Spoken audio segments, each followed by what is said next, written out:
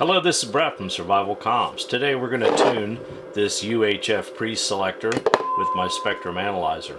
So what is a preselector? A preselector is nothing more than a 3-cavity filter that sits on the input side of a repeater, like I said, in this case in a Motorola MTR2000, and what it does is provides receiver preselection. So you basically are making a window for a signal to pass through, and these particular devices will cover like 403 to 470 megahertz in this example, but the window that you're looking for is like a 5 megahertz window.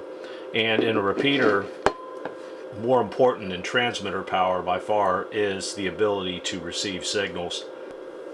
So if your preselector is in line in your receive chain and it's not tuned correctly, it's going to cause you a lot of issues. You're going to end up having a considerable amount of loss across this particular device, and that's going to compromise the performance of your repeater. So we have our spectrum analyzer, our preselector, we have our test cables, and we have the test set here. And all this is right now is I have a barrel connector essentially put together out of Unidaps, and then I have this 90 on here because you can see these two cables will basically be a problem trying to fit them both in there, and you're going to put some strain on these ends, and that's no bueno. So I've got a 90 on here for a mini UHF to make that better, and this is just a barrel connector, so we can go ahead and normalize our cable, and that's what we're going to do now. We'll go ahead and normalize.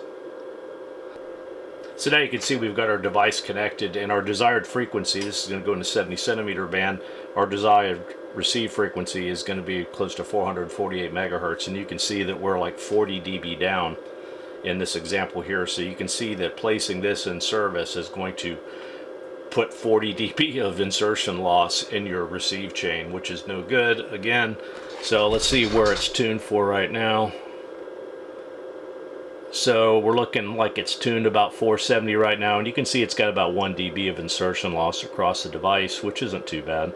So let's go ahead and adjust this device. Now what you do is you have these 3 slugs right here, and you can take these 3 slugs and adjust them, and you can see the length of the slugs are pulled out like that, which shows you that the thing is tuned more towards the higher end of its operational range.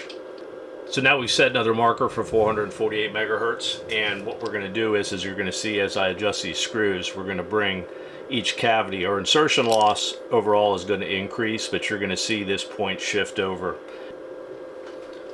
Well, when I was filming this before, I had already tuned it, and now I've moved it back to here because my hands were in the way of the camera and you really couldn't see the image on the spectrum analyzer. So I'm going to go ahead and repeat the process for you. So we're going to start with our slug on the left here. So now we're turning, and voila, we've kind of peaked where we want now. So now we're going to go to our second slug, and you can see that peak moving along.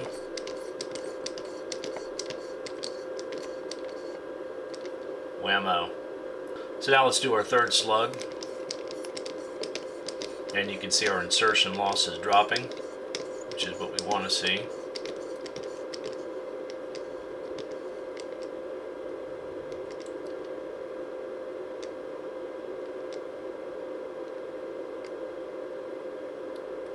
And now what we do is we kind of work with one another here. The original tune was 1.02 dB at 470, if I remember correctly. And you can see that we're under 9/10 of a dB now, and we're at the frequency that we desire to be in. So our window has been moved over. Pretty simple process. I hope this helps. This is Brett from SurvivalComms. Till next time.